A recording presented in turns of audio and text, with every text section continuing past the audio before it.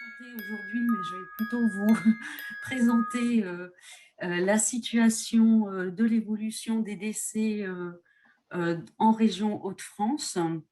Depuis en fait le début de la pandémie, l'INSEE réalise un suivi de l'évolution des décès tous les 15 et communique tous les 15 jours sur cette évolution à partir d'un communiqué de presse qui est publié sur le site internet de l'INSEE.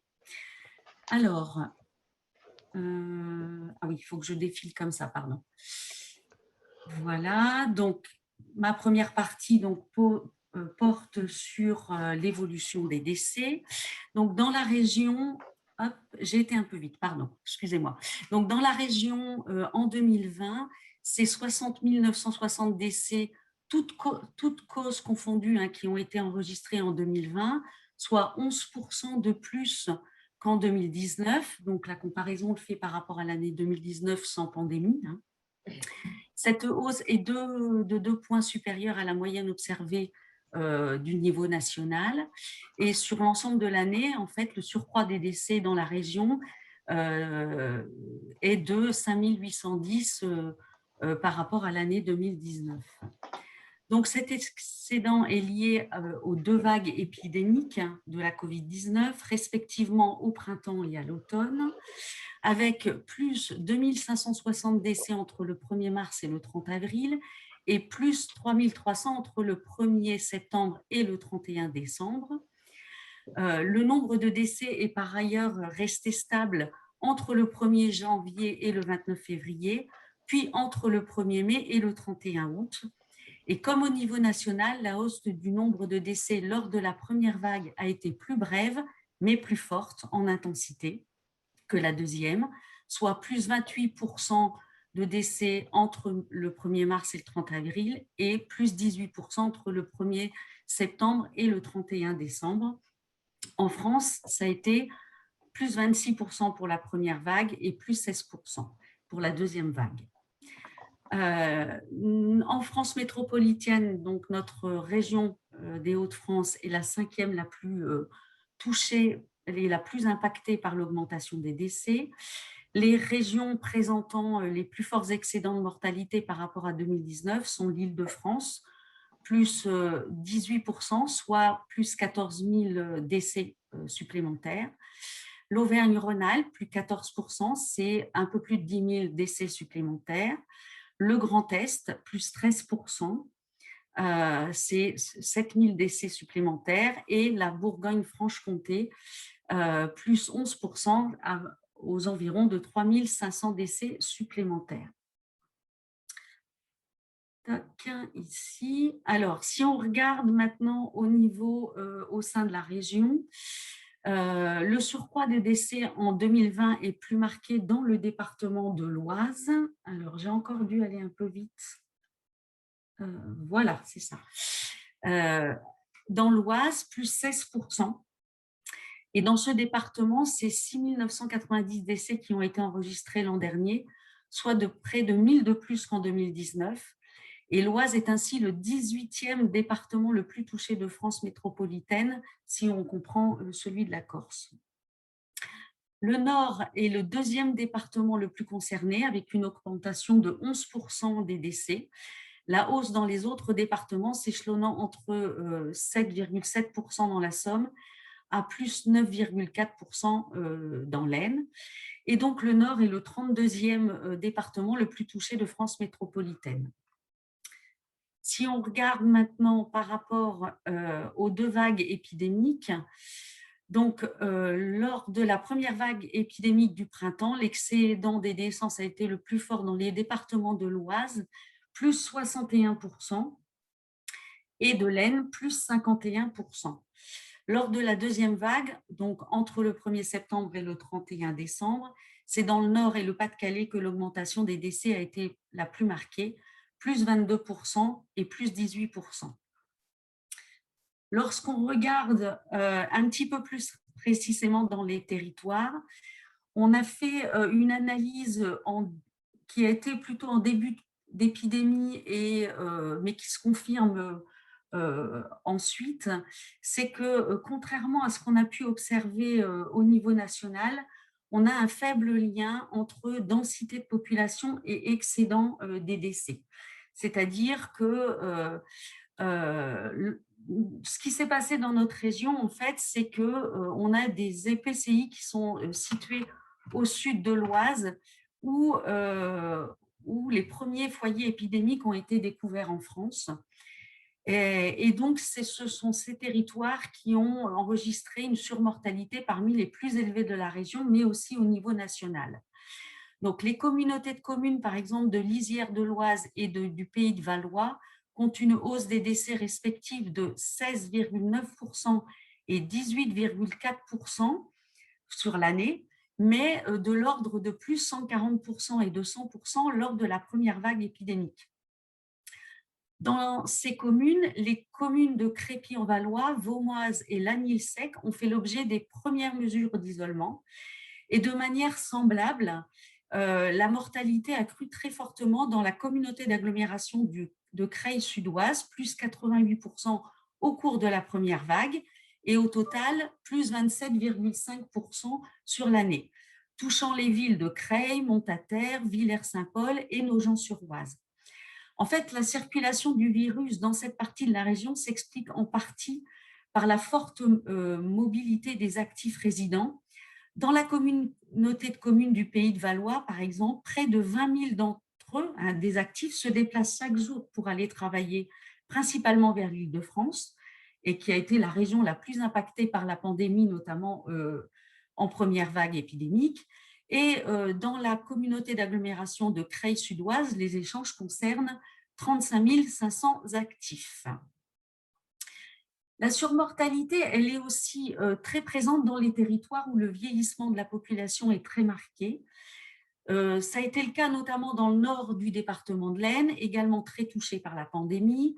La communauté de communes du Pays de Serres et le PCI de la région ayant enregistré la plus forte hausse des décès, plus 143% au cours de la première vague épidémique et plus 24,2% sur l'année 2020. L'augmentation est également marquée plus au sud dans la communauté de communes de Retz-en-Valois, plus 89% en première vague et plus 12,4% sur l'année. Et dans ces territoires où le vieillissement de la population est plus marqué qu'en moyenne, les décès survenus au sein des maisons de retraite ont subi les plus fortes hausses, respectivement plus 1400% et plus 240%. Donc, en dehors de l'Oise et de l'Aisne, deux communautés de communes dans le nord de la Somme ont été particulièrement touchées.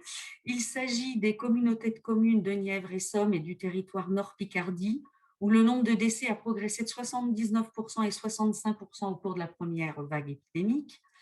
Les personnes âgées ont été les principales victimes, avec une augmentation des décès des 75 ou plus de 178% dans la communauté de communes de Nièvre et Somme et 85% dans le territoire Nord-Picardie. Et c'est pour ces deux communautés de communes une augmentation des décès de 15 et 23,5% sur l'année. Voilà.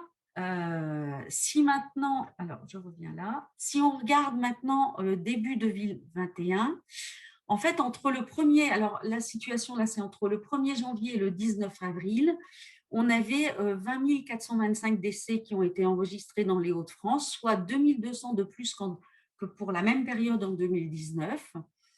Le nombre des décès est ainsi supérieur à 12% par rapport à 2019 et plus 3% à la même période de 2020, soit 4 points au-dessus de la moyenne nationale, qui est toujours de 8%. Et les Hauts-de-France sont, en 2021, la deuxième région la plus impactée avec Grand Est, qui sont égaux, juste derrière Provence-Alpes-Côte d'Azur, et sachant que l'Île-de-France est à 11%. Voilà. Alors, On vient de, soit c'est aujourd'hui ou c'était hier, en fait, il y a eu un nouveau communiqué de presse, donc l'analyse a porté plutôt sur le 2021, mais je vous en donne quelques informations. Si on regarde, en fait, entre le 1er janvier et le 7 mai, c'était 2800 décès qui ont été enregistrés, donc soit 14% de plus qu'à la même période en 2019 et plus 6 points par rapport à la moyenne de France métropolitaine. Et donc, du coup, l'augmentation varie de plus de 9% dans la Somme à 16% dans le Pas-de-Calais. Et sur la période récente, donc la hausse des décès s'accélère malgré les premiers signes de ralentissement de la circulation virale. Voilà. Début 2021, donc là on repart en fait sur la période du 1er avril au 19 du 1er janvier au 19 avril. L'excédent des décès varie de 9% aussi dans la Somme à 15% dans le Pas-de-Calais. Voilà. Donc comme vous le voyez sur le tableau. Ensuite, donc, lorsqu'on regarde sur les deux périodes, c'est-à-dire lorsqu'on regarde l'évolution entre 2019 et 2020 et 2019 et 2021, on voit que, et forcément, c'est les plus âgés qui ont été les plus impactés. Lors de la première vague épidémique, a davantage touché les personnes de 75 ans ou plus 34% pour les 75-84 ans et les 85 ou plus, en lien avec la hausse sensible des décès observés dans les maisons de retraite. Lors de la deuxième vague, l'excédent des décès pour les 65 ou plus est plus proche, quelle que soit la tranche d'âge. Voilà. Et on sait en fait que donc plus 20% et plus 22% par rapport aux 34% pour la première vague épidémique. Et en 2021, les décès continuent à toucher les plus âgés. Sur 10 personnes décédées depuis le début de l'année, 8 sont âgées de 65 ans et plus. Et voilà. Et donc, comme je vous le disais, en fait, le surcroît des décès a été particulièrement fort dans les maisons de retraite, où 5 380 décès ont été enregistrés, soit 1 200 de plus qu'en 2019, plus 29%. Les décès à domicile sont également en forte augmentation, plus 20%. Et dans les hôpitaux, même si c'est là que les décès ont le plus souvent lieu, la hausse a été que de 7%, si je puis dire. Et alors que l'écart de l'excédent des décès est très, très important dans les maisons de retraite, plus 60%, et à domicile, plus 28% lors de la première vague, il se réduit sensiblement entre le 1er septembre et le 31 décembre, avec plus 26% et plus 33%. Voilà ce que j'avais à vous dire sur l'évolution des décès. Donc, vous avez chaque vendredi aussi une mise à jour des données régionales et départementales sur le site insee.fr. Comme je vous le disais en préambule, on a des fiches de communiqué de presse qui sont mises à disposition sur insee.fr, mais aussi dans l'extranet Astrid. Et puis, on a aussi des données sur les décès jusqu'au niveau communal sur insee.fr et qui sont aussi mises à disposition sur Astrid. Voilà. Merci beaucoup. J'en ai fini avec ma présentation. Merci beaucoup, Lynne Leroux, de cette présentation sur la situation donc, des décès dans la région. Alors, si vous voulez poser des questions, je ne vous l'ai pas rappelé au début, mais vous pouvez toujours utiliser le chat. On ne va pas passer par des micros. Donc, si vous avez des questions à poser à Lynne, allez-y sur le chat et je les retransmettrai. Moi, j'aurais une première question par rapport à votre présentation.